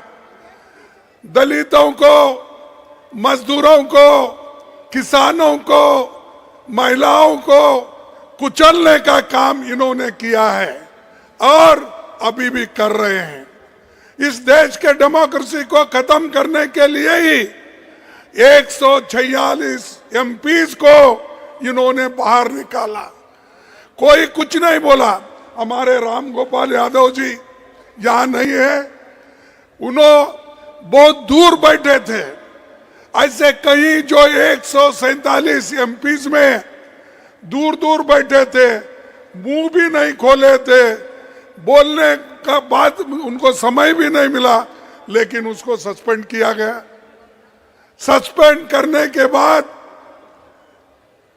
हमने बाहर सभी मिलके गांधी स्टैचू के पास सत्याग्रह किया, धरना किया। तब जो हमारे सदन में सरकार के तरफ से ये आता है, मुझे बहुत धक्का लगा कि एक संविधान के उच्च पद पे बैठते हैं ऐसे लोग कहते हैं कि मैं एक फलाना जाति का आदमी हूं, इसीलिए मुझे इंसल्ट कर रहे हैं। अरे अगर आप देश के संरक्षक करने का अधिकार लिए हैं, संविधान के तहत आप चलने का वायदा किए हैं, तो आप जात पात की बात अंदर करते हो और जात पात पे चलने की बात करते हो। अगर आपकी हालत यही है तो मेरे जैसे दलित की हालत क्या होगी? मैं जब उठता था, सदन में उठता था बात करने के लिए, आपके तरफ आवाज उठाने के लिए, तो उस वक्त कभी मुझे मौका नहीं मिलता था। जब कभी भी देश में जब महिलाओं के ऊपर रेप होती है, जब कभी दलितों के ऊपर, दलितों को कुचला जाता है, किसानों को मारा जाता है, मजदूरों को मारा जाता है और संविधान के धज्जे उड़ाए जाते हैं, उस वक्त हम खड़ा होके जब नोटिस देते हैं, नोटिस पढ़ने को भी हमको परमिशन नहीं दिए। तो मैं ये क्या कहूं कि ये बीजेपी के लोग, बीजेपी की सरकार एक दलित को बोलने नहीं देगा, ऐसा मैं कहूं? अरे ये तुम संविधान के पद पे बैठे हो और तुम रोते हो। अरे संविधान चलाओ, संविधान के तहत, डेमोक्रेसी के तहत सबको बात करने का हक है और वो आजादी आप छीन नहीं ले सकते। वो आजादी हमको मिली है जवाहरलाल नेहरू से, वो आजादी हमको मिली है महात्मा गांधी से, वो आजादी हमको मिली है डॉक्टर अंबेडकर से। इन्होंने तैयार करके दिया, लाखों लोग कुर्बानी करके आजादी दिलाए और आप लोग, आपके घर में कोई एक चूहा भी नहीं गया, आजादी दिलाने के लिए है गया। और वो हमको कहते हैं देश को ये बर्बाद कर रहे अपोजिशन के लोग, देश को ये लोग यहाँ पर डेमोक्रेसी नहीं चलने देते, ये कहते हैं। सबको बाहर निकाले आप, सभी एमएलए को, सॉरी सभी एमपीज को आपने बाहर निकाला और सभी कानून अनअपोज्ड आपने पास कर लिया। 3 क्रिमिनल कानून ऐसे हैं, आगे आने वाले दिन में वो सारे सिटीजन्स को सताएंगे। अच्छे कानून को हम स्वागत करते हैं, किसानों के लिए भी ऐसा ही किया, मजदूरों के लिए भी ऐसे ही कानून लाए। तो इसलिए भाइयों हमको लड़ना है और ज्यादा से ज्यादा एक होकर हमको लड़ना है। तो और आज मोदी जी हर एक को दबा रहे, हमारे कार्यकर्ताओं को जहां कहीं इलेक्शन आता है उनको ईडी का डर, सीबीआई का डर, इनकम टैक्स का डर। अरे कितने डराते हो? अरे ये अपोजिशन पार्टी कांग्रेस ये डरने वाली नहीं है, झुकने वाली नहीं है। अगर आप कितनी भी कोशिश करो, आप मोदी साहब आप कितनी भी कोशिश करो हमको मिट्टी में दबाने की, हम बीज है, बार बार उठने की आदत है हमको। हम तो तुम दबाने की कोशिश करते हो तो हम उठते हैं और देश को बचाने के लिए, संविधान को बचाने के लिए, लोकतंत्र को बचाने के लिए हम सब एक होकर लड़ रहे हैं। मुझे खुशी है कि सारे अपोजिशन के नेता एक हो गए हैं। अब जब सब लोग एक होते हैं तब अकेला मोदी कुछ नहीं कर सकता। और मोदी जी को इतना घमंड आया है, इलेक्शन से पहले ही कहते हैं कि 400 सीट जीतेंगे। तो क्या मतलब भाई, 400 सीट जीतने का क्या है तुम्हारे पास? इतने पॉपुलर तो नहीं है, क्योंकि मैं देखा हूं जब कर्नाटक में आए हर जगह फिरे, गली गली फिरे, हार के आए। तेलंगाना में गली गली फिरे, हार के आए। हिमाचल में गली गली फिरे, हार के आए। ऐसी क्या बात है? तो आप पहले ही कह रहे मैं 400 सीट लाऊंगा। अरे आपको जो जनता आपको सत्ता में बिठाई है वो जानती है कि आपको सत्ता से कैसा बाहर निकालना, नीचे गिराना। तो इसलिए मैं इतना ही कहूंगा, आप सभी लोग यहाँ आए हैं, सभी नेताओं का भाषण सुने हैं, तो इंडिया अलायंस एक होके लड़ रही है, इसको आप साथ दीजिए, एक हो जाइए। और मैं सभी मीडिया से भी अपील करता हूं, जो सच है वो तो बताइए, जो सच है वो तो कहिए, जो सच है वो तो लिखिए। इतना ही मैं आपको कहूंगा। और आप सभी को, युवाओं को, और जो ये अनएम्प्लॉयमेंट का प्रॉब्लम है, जैसा राहुल जी ने कहा, और इन्फ्लेशन का कीमतें बढ़ रही है, इसके बारे में हमको ज्यादा सोचना है। उस नजर से आप देखकर एक हो जाएंगे और आगे हमको पूरा सपोर्ट करेंगे। इतना कह के मेरे भाषण को समाप्त करता हूं। जय हिंद, जय हिंद, जय हिंद, जय हिंद। धन्यवाद। बहुत ही दिल की कह तो सुन रहे थे आप यहां सीधे मल्लिकार्जुन खड़गे और उनसे पहले राहुल गांधी के भाषण को, तमाम नेताओं के, सीताराम येचुरी के भाषण को आपने सुना, डी राजा के भाषण को सुना, आपने शरद पवार के भाषण को सुना, आपने डीएमके के नेता के भाषण को सुना, आपने समाजवादी पार्टी के नेता के भाषण को सुना, आपने तमाम नेताओं के भाषणों को सुना। और यहाँ विरोध प्रदर्शन इस मंच से, जंतर मंतर के मंच से 28 दलों का जो इंडिया गठबंधन है उसका विरोध प्रदर्शन यहाँ पर साफ साफ दिखाई दे रहा था। हमारे साथ दो हमारे वरिष्ठ साथी जुड़े हुए हैं। प्रशांत टंडन जी बीमारी के बाद भी हमारे साथ जुड़े हुए हैं। प्रशांत जी स्वास्थ्य लाभ ले रहे हैं और जल्दी से स्वस्थ हों, हमारे तमाम साथी ऐसी कामना करते हैं और प्रशांत जी उन तमाम साथियों की शुभकामनाओं से जल्दी जल्दी स्वस्थ हो रहे हैं, ये साफ दिखाई दे रहा है। कम से कम आज हमारे साथ मौजूद तो हैं, बैठ तो पा रहे हैं। और इधर स्टूडियो में हमारे साथी अमलेंदु उपाध्याय जी हैं और उधर जंतर मंतर पे हमारी वरिष्ठ सहयोगी बुशरा खानम भी हमारे साथ जुड़ी हुई हैं, जहां से वो सीधे तस्वीर यहां तक पहुंचा रही हैं। क्या कुछ कहेंगे प्रशांत जी? सबसे पहले आपके पास आना चाहता हूं, क्या कुछ आप कहेंगे इस प्रोटेस्ट को लेकर? और सबसे बड़ी बात कि यहां एक जोश भरते हुए राहुल गांधी दिखाई दे रहे थे और आखिर में मल्लिकार्जुन खड़गे दिखाई नहीं, लगता नहीं है कि मल्लिकार्जुन खड़गे साहब 82 साल के हैं, जोश उनमें भी कम नहीं है। 52 साल के राहुल गांधी और 82 साल के मल्लिकार्जुन खड़गे, लेकिन देखिए जोश में कोई कमी नहीं खड़गे साहब में।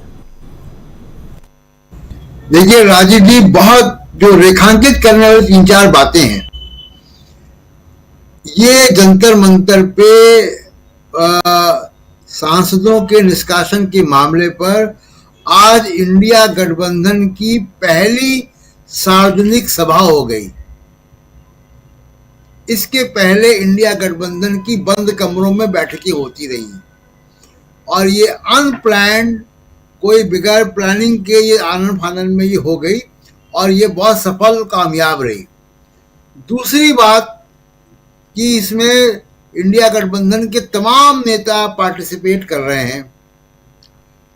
तीसरी सबसे बड़ी रेखांकित करने वाली बात यह है कि सबसे सीनियर नेता शरद पवार ने राहुल गांधी को भाषण देने के लिए आमंत्रित किया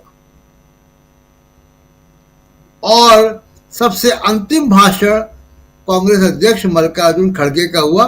उसके बाद ये धरना औपचारिक रूप से खत्म कर दिया गया, जो हम तस्वीरों में देख रहे हैं।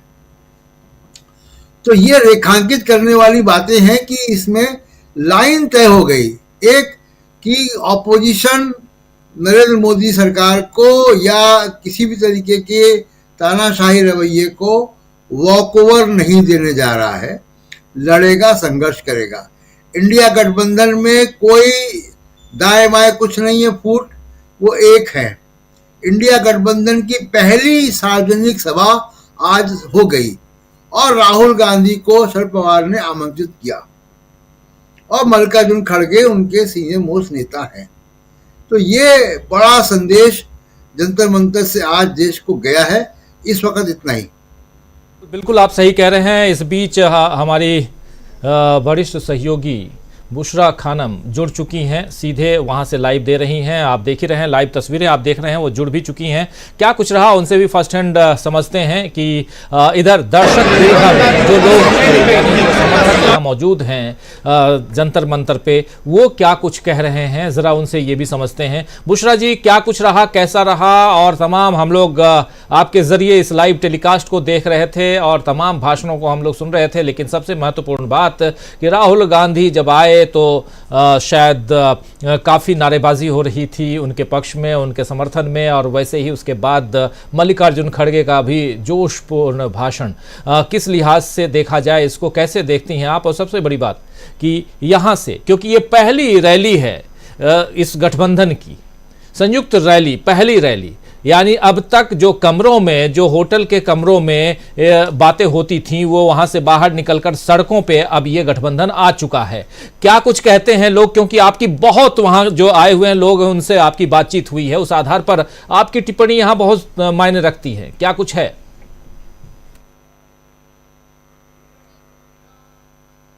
यहाँ जो अगर स्टार स्पीकर थे वो राहुल गांधी थे, क्योंकि बड़ी तादाद में जो लोग यहाँ पर आए थे, क्योंकि वो कांग्रेस के कार्यकर्ता बड़ी तादाद में थे, और क्योंकि आपको पता है कि ये ऑर्गेनाइज ही दिल्ली प्रदेश अध्यक्ष की तरफ से, प्रदेश कांग्रेस की तरफ से किया गया था, और इसीलिए यहाँ पर बड़ी तादाद में कांग्रेस के कार्यकर्ता थे और सब बेसब्री से इंतजार कर रहे थे कि राहुल गांधी कब बोलेंगे। इसमें देखिए महत्वपूर्ण बात यह थी कि शरद पवार ने उनको इंट्रोड्यूस किया, उनको मंच पर बुलाया बोलने के लिए, और राहुल गांधी ने जब बोलना शुरू किया तो अलग ही यहाँ पर माहौल था और जो जोश था कार्यकर्ताओं में, लोगों में, वो अलग ही देखने के लिए मिल रहा था। बेहद महत्वपूर्ण बातें यहाँ पर राहुल गांधी ने की और तमाम पूरे मीडिया की मौजूदगी में जिस तरह से उन्होंने मीडिया पर जो सवाल उठाए और वो हमेशा उठाते हैं, वो भी एक तरह से महत्वपूर्ण है। और उन्होंने कहा, और राहुल गांधी ने भी कहा, मल्लिकार्जुन खड़गे ने भी कहा मीडिया को लेकर कि कम से कम आप वो तो दिखाइए जो सच है, जो दिख रहा है सच, उसको तो आप दिखाइए। और 146 जो सांसद जो सस्पेंड हुए, आप उनकी बात नहीं करते हैं, बल्कि मैंने जो वीडियो बनाई आप उसकी बात करते हैं। बेरोजगारी की बात की उन्होंने, महंगाई की बात की, और सबसे इंटरेस्टिंग बात जब वो एक्सप्लेन कर रहे थे कि कैसे जो युवा संसद में आकर उन्होंने जिस तरह से जो गैस थी जो उन्होंने छोड़ी, जो कि कलर्ड गैस थी जो उन्होंने वहां पर छोड़ी, उन्होंने कहा कि आप लोगों तक, यानी कि आवाम तक वो बात नहीं पहुंच पाई जो हमने वहां देखा, कि जो राष्ट्रवाद की बात करते हैं, बड़ी बड़ी बातें करते हैं, बीजेपी के जो सांसद हैं वो कैसे पीछे से भाग निकले। और आपको वो तस्वीर याद होगी जब राहुल गांधी वहां पर खड़े रहे थे, डटकर खड़े हुए थे संसद में, और वो हिले भी नहीं और आराम से तमाम चीजों को वहां ऑब्जर्व कर रहे थे, देख रहे थे। उसको लेकर जाहिर सी बात है बीजेपी आईटी सेल ने एक अलग तरह का प्रोपेगेंडा चलाया, लेकिन आज राहुल गांधी ने इसका भी जवाब दिया और इस पर सबसे ज्यादा यहाँ पर तालियां बजी। और राहुल गांधी ने तमाम बातें जो कही, और खासतौर पे एक और बात उन्होंने कही कि जो युवा पीढ़ी है उसको पूरे तरीके से बर्बाद किया जा रहा है। 7.5 और 8 घंटे तक वो सोशल मीडिया का इस्तेमाल करते हैं और सिर्फ सोशल मीडिया पर उंगलियां चलाते हैं, इंस्टाग्राम, फेसबुक, ट्विटर पर। और बीजेपी यही चाहती है कि उनके दिमाग जो है उनको कैप्चर कर लिया जाए पूरी तरीके से, ताकि वो जो दिखाना चाहते हैं सिर्फ युवा वो देखें। अपने जो महत्वपूर्ण मुद्दे हैं जो उनसे जुड़े हुए हैं, महंगाई का है, बेरोजगारी का है, शिक्षा का है, उसको ना उठाएं। और यहाँ पर तमाम जितने भी दलों के जो नेता थे जो बोल पाए, जो नहीं बोल पाए, उन सब ने एक साथ इकट्ठा होकर उन्होंने एक मैसेज दिया कि हम सब एकजुट हैं और एकजुट न सिर्फ हैं बल्कि एक साथ हैं और ये लड़ाई आगे एक साथ मिलकर हम लड़ेंगे। मल्लिकार्जुन खड़गे से लेकर राहुल गांधी ने बहुत महत्वपूर्ण बातें यहाँ पर इंडिया गठबंधन को लेकर भी कही और ये कहा कि जिन सांसदों को निलंबित किया गया है वो सिर्फ एक सांसद नहीं बल्कि उन लाखों लोगों का प्रतिनिधित्व वो करता है जिन्होंने चुनकर उनको यहाँ पर भेजा है। और आप 60% जो भारत है उसको खामोश नहीं कर सकते हैं, यानी कि 60% वो जो इंडिया गठबंधन में जो दल शामिल है, जो प्रतिनिधित्व करते हैं 60% इंडिया का, आप उनको खामोश नहीं कर सकते हैं। आप संसद में हमारी आवाज को खामोश कर सकते हैं, अपनी तानाशाही दिखाकर हमें बाहर कर सकते हैं, लेकिन सड़कों को खामोश नहीं कर सकते हैं। तो ये लड़ाई अब सड़कों पर उतर आई है और तमाम जितने भी दल थे जिन्होंने अपनी बातों को यहाँ पर, नेता जो थे दलों के, उन्होंने जो अपनी बातें यहाँ पर रखी वो साफ तौर पर एक तरह की एक सुर में यही थी कि इस तानाशाही के खिलाफ, लोकतंत्र की जो हत्या हो रही है उसके खिलाफ हम एकजुट होकर सड़कों पर लड़ेंगे और 2024 की जो लड़ाई है वो इंडिया गठबंधन एक साथ लड़ेगा। इसलिए आप ये देखिए, समाजवादी पार्टी से लेकर आम आदमी पार्टी, डीएमके से लेकर तमाम, तृणमूल कांग्रेस से लेकर तमाम जो महत्वपूर्ण बड़े दल हैं, सबके नेता, सबके रिप्रेजेंटेटिव यहाँ पर मौजूद थे और राहुल गांधी स्टेज से सबके साथ बात करते हुए नजर आए, बहुत सहजता से सबके साथ वो बात करते हुए नजर आए। और देखिए बेहद महत्वपूर्ण ये भी है राजीव जी कि आप एक तरफ देखते हैं प्रधानमंत्री नरेंद्र मोदी को, आप देखते हैं भारतीय जनता पार्टी के नेताओं को, उनका जो एरोगेंस है जो आपको नजर आता है, जिस तरह से वो बात करते हैं, जिस तरह की उनकी बॉडी लैंग्वेज होती है वो आपको नजर आती है और सत्ता के अहंकार में चूर। लेकिन दूसरी तरफ आप ये देखें, राहुल गांधी स्टेज पर सबसे इतनी सहजता से बात कर रहे थे, चाहे कोई छोटा नेता हो, चाहे कोई बिल्कुल छोटे लेवल का कार्यकर्ता हो, उस सब से बहुत आराम से उतरते हुए भी स्टेज से जो उनसे मिल रहा था उससे वो बहुत अच्छे से से बात करते हुए मिलते हुए नजर आ रहे थे।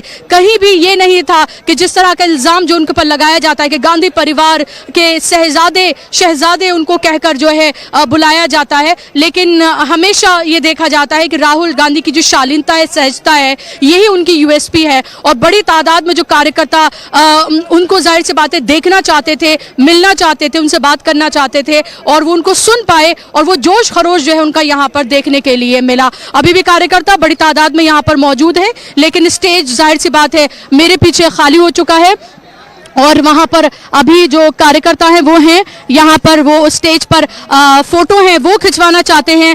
फारूक आपको वो तस्वीरें दिखा रहे हैं कि किस तरह से अभी भी कार्यकर्ता वहां पर मौजूद है, प्ले कार्ड हाथ में लिए हुए, लेकिन तमाम जो बड़े नेता हैं वो जाहिर सी बात है वहां से जा चुके हैं और उनसे हम कोशिश कर रहे थे कि किसी से हम बात कर पाएं, लेकिन इस तरह का पूरा यहाँ पर माहौल है, सिक्योरिटी बहुत चाक चौबंद और उनको एक तरह से स्कॉट करके पीछे से निकाला गया।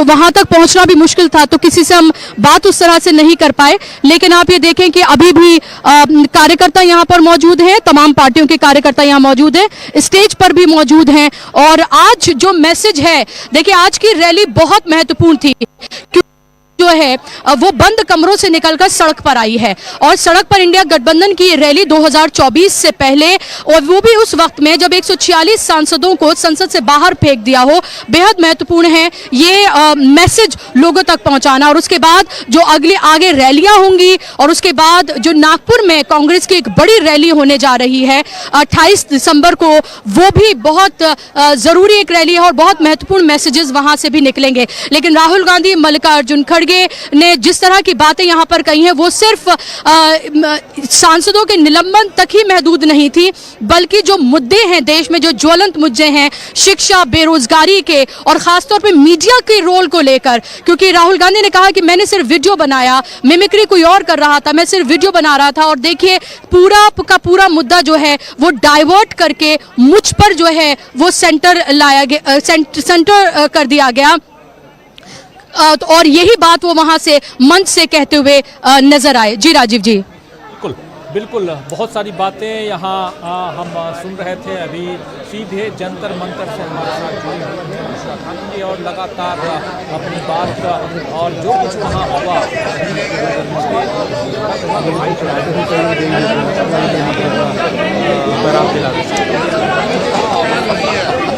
अरे डी के थ्रू फीड चेक हैं आप गए ठीक है, मैं अभी नहीं वहाँ वाले पे चले जाओ ना, भाषनगर वाले घर के बाद वो पड़ेगा PSI हॉस्पिटल के पास में गजरी वाला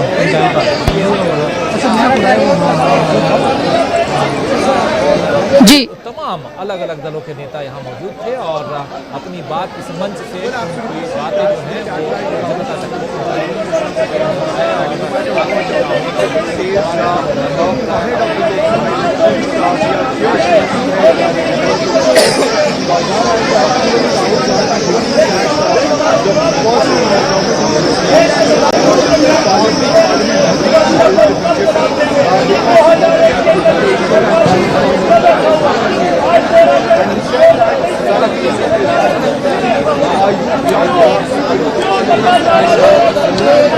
सरकार को ये देखना लाजमी होगा। एक एक कमेंट जल्दी जल्दी लेना चाहता हूं। दीपक पासपोर्ट जी, सड़कों पर इंडिया गठबंधन, राहुल गांधी ने जो पहला कदम उठाया भारत जोड़ो यात्रा का, उसका समझिए कि आज क्लाइमेक्स था। किन किन जगहों से यात्रा गुजरी है, उसके बाद जब कांग्रेस की ताकत बढ़ी और स्वीकार्यता बढ़ी तो उसके बाद इंडिया गठबंधन बना। तब तक बैठकें होती रही। उसके बाद जब संसद में इन्होंने पहली बार जब एकजुटता दिखाई पूरे के पूरे इंडिया गठबंधन ने, तो उनको एन ब्लॉक 146 लोगों को हटा दिया गया। अब ये जो आज की जो प्रदर्शन है पूरे देश में, जिसका एक नमूना हम यहाँ पे जंतर मंतर से देख रहे हैं, ये उस कहानी के क्लाइमेक्स के बहुत नजदीक पहुंचने की बात है। अब यहाँ से सारे के सारे लोग जो है, कार्यकर्ता भी जो आए थे, वे सारे के सारा संदेश लेके जाने वाले हैं। वैसे तो हर जगह लगभग सारे देश भर में प्रदर्शन हो रहे हैं, तो इस प्रदर्शन के कारण जो मैसेज जा रहा है वही जा रहा है कि हमको एक होकर लड़ना पड़ेगा। और मल्लिकार्जुन खड़गे ने देखिए एक बहुत महत्वपूर्ण बात कही। उन्होंने कहा कि हम तो बीज की तरह है, सीड है, आप हमको जमीन के अंदर भी गाड़ दीजिए तो हम वापस जो है वो पेड़ बनकर आ जाएंगे। एक तरह से उन्होंने ये संदेश दिया है। ये लोगों को एक तरह से जबरदस्त जागृत करने का उनका संदेश है। उन्होंने बताया कि अभी कुछ भी खत्म नहीं हुआ है, जिस दिन कांग्रेस और बाकी सारे के सारे अपोजिशन है वो लड़ने के लिए आ जाएंगे तो मोदी कहां रहेंगे इसका कोई ठिकाना नहीं है, वो कहां चले जाएंगे। उसके बाद आप देखिए कि इसमें जो एक तरह से जो पूरा का पूरा वेराइटी ऑफ आइडियोलॉजी, राजनीतिक विचारों का पूरा ये यहाँ पर गुलदस्ता था। जो दोनों कम्युनिस्ट पार्टियां आपस में पिछले 50 सालों से एक नहीं हो रही है, वो यहाँ पर आके कांग्रेस के साथ और इस इंडिया गठबंधन के साथ आज मजबूती के साथ खड़ी है। उसमें डी राजा भी थे और सीताराम येचुरी भी थे। ये दोनों के दोनों वहां पर उपलब्ध है। इसका मतलब है कि इंडिया गठबंधन को अब कोई अगर ये सोचता होगा कि इसमें दरारें पैदा कर सके तो लगता है कि अब वो संभव नहीं है। आप याद कीजिए, यही वो कम्युनिस्ट पार्टियां हैं जिन्होंने यूपीए की गवर्नमेंट के दौरान न्यूक्लियर पॉलिसी पर अपना समर्थन वापस ले लिया था।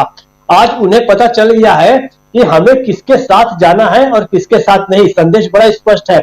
अब देश भर के अंदर अलग अलग तरह की जो भी आइडियोलॉजी है, अलग अलग तरह के जो राजनीतिक विचार हैं, वो सारे इमर्ज हो रहे हैं, एक साथ जो है वो शामिल होकर यहाँ पर इकट्ठे हो रहे हैं।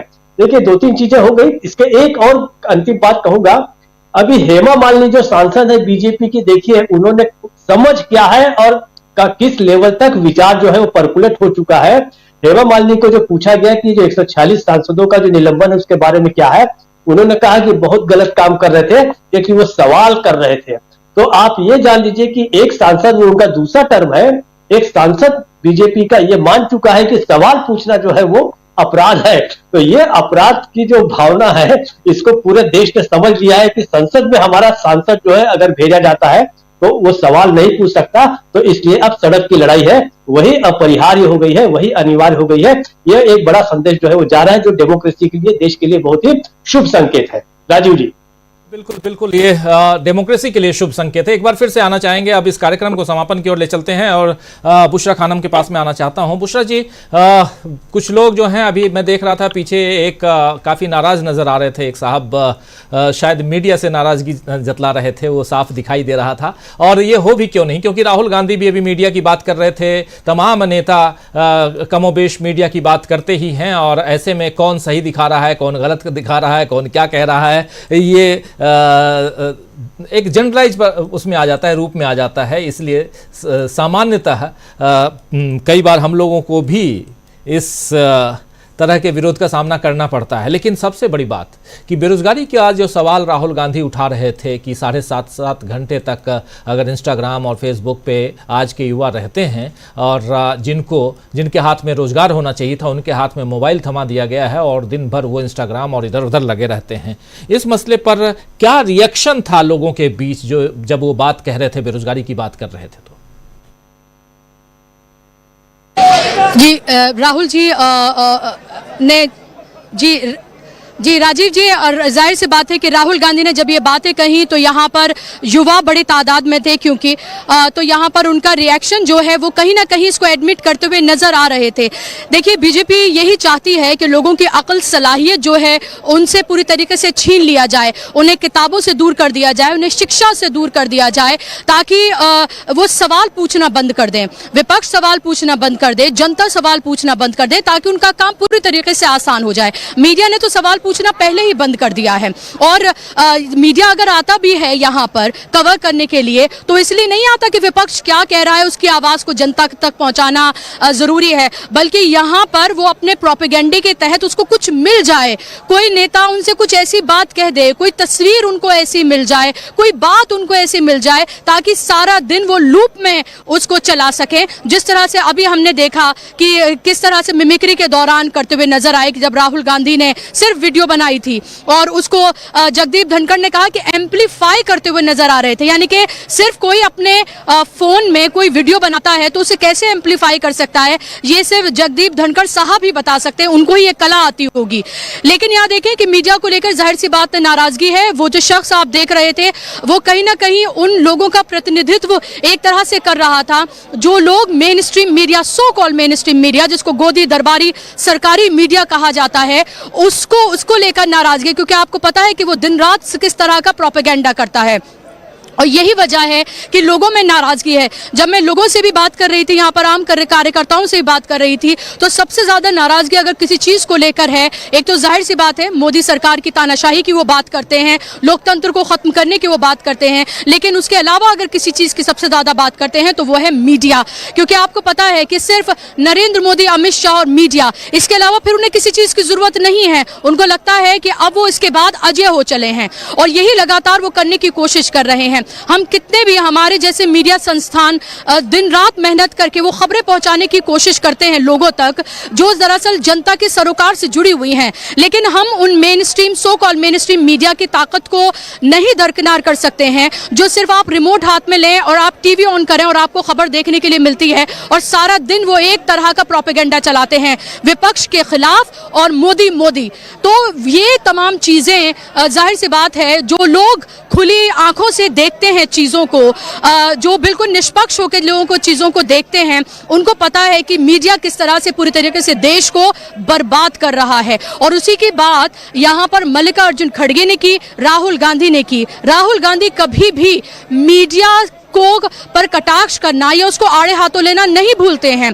आपको याद होगा अभी जब मीडिया से उन्होंने बात की थी इस मिमिक्री इंसिडेंट के बाद, तो उन्होंने कहा कि हद हो गई है आप लोगों से, कभी तो खबर दिखाइए, कुछ तो खबर दिखाइए आप। तो खबर ये सिर्फ चैनल है, खबर के नाम पर इन्होंने चैनल खोले हुए हैं, लेकिन खबर नाम की कोई चीज ये दिखाते नहीं है। सिर्फ ये मोदी भक्ति में लीन ये चैनल्स हैं और यही नाराजगी यहाँ पर लोगों में नजर आती है, नेताओं में नजर आती है, क्योंकि उन्हें पता है कि नरेंद्र मोदी का, भारतीय जनता पार्टी का जो प्रोपेगेंडा है, जो पूरी प्रोपेगेंडा मशीन है, वो सिर्फ उसको ताकत मिलती है इस सरकारी दरबारी मीडिया तंत्र के साथ। क्योंकि ये मीडिया जो है एक्चुअली गोदी नहीं बल्कि मोदी मीडिया बन चुका है और सिर्फ वो मोदी मोदी करता है। ऐसे में विपक्ष को अब और ज्यादा जोरदार तरीके से सड़कों पर आकर अपना आंदोलन करना होगा, प्रोटेस्ट करना होगा। ये भी सवाल है कि 146 सांसदों का निलंबन लगा एक साथ इन लोगों को मंच पर आने के लिए। यही अगर लड़ाई पहले सड़क से और ज्यादा मजबूती से लड़ी होती, वो जो गैप आया, अगर वो गैप ना आया होता तो शायद जो एक परसेप्शन, एक नैरेटिव बनाने की कोशिश मोदी सरकार कर रही है उसे उसमें उतनी कामयाबी नहीं मिलती। लेकिन अच्छी बात यह है कि 2024 से पहले, लोकसभा इलेक्शन से पहले और एक तरह से सीट बंटवारे की जो पूरी रूपरेखा है उसको तैयार करने से पहले जो आज ये तमाम सांसद एक साथ आए हैं, एक मंच से आए हैं, लास्ट में जो फोटो जो आप तक पहुंचा, जहां पर सबने हाथ जोड़कर एक तरह से हाथ ऊपर खड़े करके जो फोटो खिंचवाया है, वो भी एक तरह का मैसेज है लोगों तक कि कितना ही आपको मीडिया दिखाने की कोशिश करे, नीतीश नाराज हैं, अखिलेश यादव नाराज हैं, लालू रूठ कर चले गए हैं, ये तमाम तरह की प्लान्ड खबरें चलाने का सिलसिला लगातार जारी रहेगा। लेकिन हम जैसे चैनल इस तरह की तस्वीरें दिखाकर, इस तरह की खबरें पहुंचाकर इस प्रोपेगेंडे को, इस नैरेटिव को ध्वस्त करने की ताकत रखते हैं। बहुत शुक्रिया। लगातार सुबह से आप वहां बनी हुई थी और अभी भी वहीं हैं और जंतर मंतर से और पल पल की रिपोर्ट आपने दर्शकों तक पहुंचाए। बहुत बहुत शुक्रिया। और इस कार्यक्रम को अब यहीं समाप्त करने की इजाज़त चाहता हूं। आप तमाम साथियों का भी बहुत शुक्रिया। प्रशांत टंडन जी एक लंबे अंतराल के बाद अपनी तबीयत, आज भी आपकी तबीयत नासाज है, अभी आप स्वास्थ्य लाभ ले रहे हैं, फिर भी आप बैठे रहे इस अहम घटनाक्रम के कवरेज के लिए। आपका बहुत धन्यवाद। डॉक्टर दीपक पाचपोर जी, आप भी अभी बुखार से उठे हैं और आप भी बैठे हुए हैं, तो आपका भी बहुत शुक्रिया। और बहुत शुक्रिया अमलेंदु उपाध्याय जी और special thanks to Bushra Khanam ji की लगातार, और हमारे कैमरामैन और तमाम साथी जो वहाँ लगातार सुबह से बने हुए थे। तो आप सबका भी, और आप तमाम दोस्त साथी शुभचिंतक जो लगातार इस कवरेज में हिस्सा बने रहे सुबह से, और आप तक हम दिल्ली के जंतर मंतर से पहुंचा रहे थे वो खबरें जो पहली दफ़ा आप देख रहे हैं और दूसरे चैनलों पे आपने नहीं देखा होगा। पहली दफ़ा इसलिए क्योंकि इंडिया गठबंधन अभी तक होटलों के कमरों में अभी तक बैठकें करता रहा। 4 बैठकें हो गई, लेकिन पहला ये जो पहली रैली थी या कहें पहला धरना प्रदर्शन जो था, विरोध प्रदर्शन, ये आप सड़क पे देखे। इंडिया गठबंधन के तमाम नेता